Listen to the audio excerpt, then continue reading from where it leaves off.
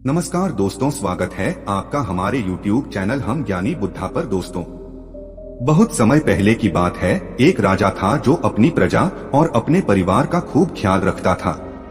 लेकिन राजा को अपने आदमियों पर कुछ दिनों से संदेह था और उस राजा के 3 बहुत ही खास मंत्री भी थे जो उसका काम संभालते थे। लेकिन कुछ दिनों से राजा के उन 3 मंत्रियों में से कोई एक मंत्री ऐसा मंत्री था जो राजा के पैसों में गड़बड़ी कर रहा था और वह मंत्री अपने काम को भी ठीक से नहीं कर रहा था। अब राजा काफी दुविधा में था। राजा को यह समझ नहीं आ रहा था कि उन तीनों मंत्रियों में से कौन सा मंत्री बेईमान है और कौन सा मंत्री ईमानदार है। यह पता लगाने के लिए एक दिन राजा ने उन तीनों मंत्रियों को अपने पास बुलाया और कहा, देखो मंत्री जी, हमारा जन्मदिन आ रहा है, इसलिए आप तीनों को एक घने जंगल में जाना होगा और आप तीनों को एक एक बैग दे दिया जाएगा। उन तीनों को एक एक बैग दे दिया और उनसे कहा कि तुम तीनों को अलग अलग घने जंगल में छोड़ दिया जाएगा। उस जंगल में तुम लोगों को फल के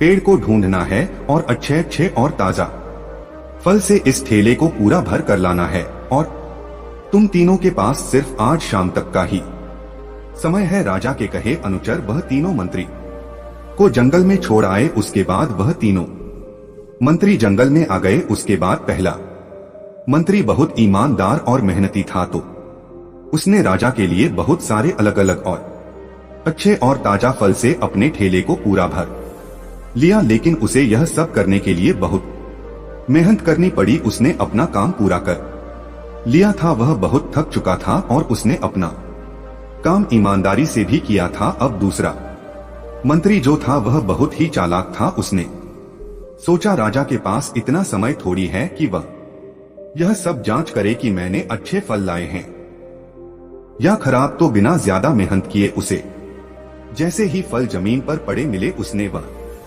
अपने ठेले में रख लिया बिना यह सोचे कि वह अच्छे हैं या खराब। जो उसे जमीन पर पड़े फल मिले थे वह बहुत ज्यादा खराब थे और वह आराम से पेड़ के नीचे बैठ गया। अब तीसरा मंत्री जो था वह बहुत ही ज्यादा बेईमान और आलसी था। उसने सोचा कि राजा सिर्फ ठेले की लंबाई और वजन ही देखेगा, यह नहीं देखेगा कि उस ढेले के अंदर क्या है और कितनी अच्छी और खराब चीजें हैं। तो उस तीसरे मंत्री ने बिना कुछ सोचे समझे अपने ठेले को सूखे पत्तों और कुछ छोटे छोटे पत्थरों से अपने ठेले को भर लिया और वह भी पेड़ के नीचे बैठ गया और शाम होने का इंतजार करने लगा।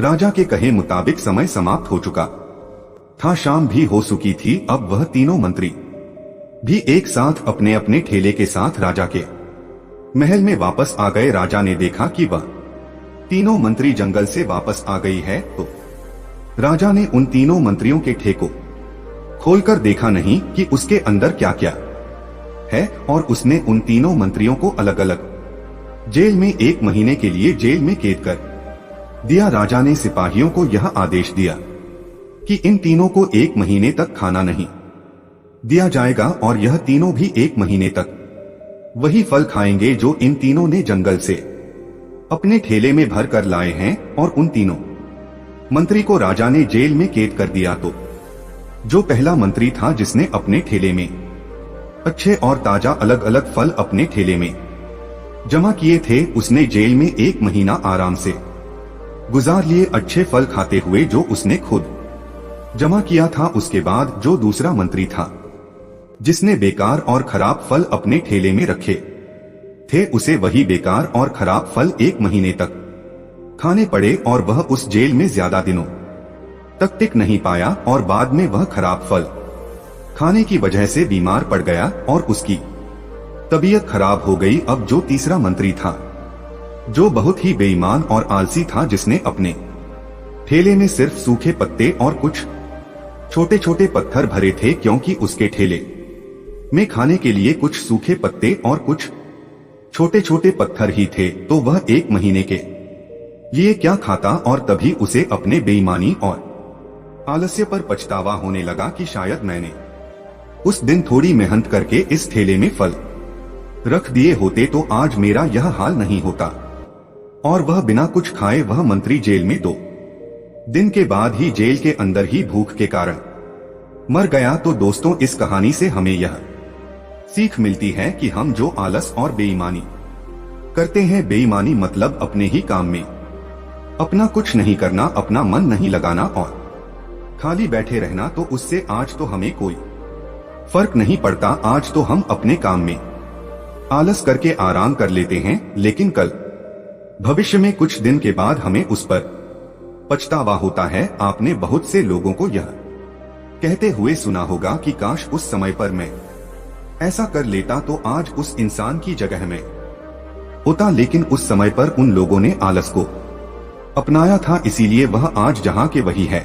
और जिसने मेहनत को अपनाया था वह इंसान अपनी मंजिल में आगे बढ़ गया। तो अपने काम के साथ बेईमानी और आलस्य बिल्कुल भी मत करो, उसके बाद तो हमें पछतावे के अलावा और कुछ भी नहीं मिलता। यह जो समय है ना, इसकी कीमत कोई नहीं लगा सकता है। हम लाखों रुपए देकर भी अपनी जिंदगी का एक मिनट भी वापस नहीं ला सकते, इसीलिए इस समय का सही उपयोग करो। समय की एक अच्छी बात है और एक बुरी बात है।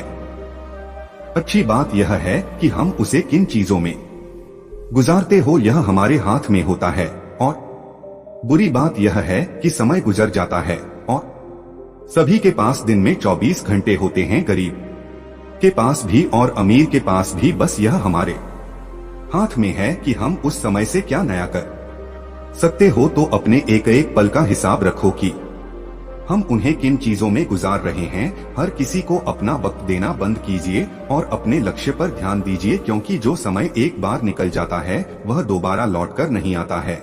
और हमें अपने जीवन में ऐसी आदतें डालनी चाहिए जिससे हमें आने वाले भविष्य में पछताना न पड़े कि काश मैंने ऐसा कर लिया होता तो आज मैं भी सुख चैन से रहता। दोस्तों, उम्मीद करता हूँ कि इस कहानी से आपको बहुत कुछ सीखने को मिला होगा। ऐसी और कहानियाँ सुनने के लिए हमारे चैनल हम ज्ञानी बुद्धा को सब्सक्राइब करें और कमेंट में ओम बुद्धाय नमः जरूर लिखें। मिलते हैं फिर किसी नई कहानी के साथ, तब तक अपना ख्याल रखें। नमस्कार।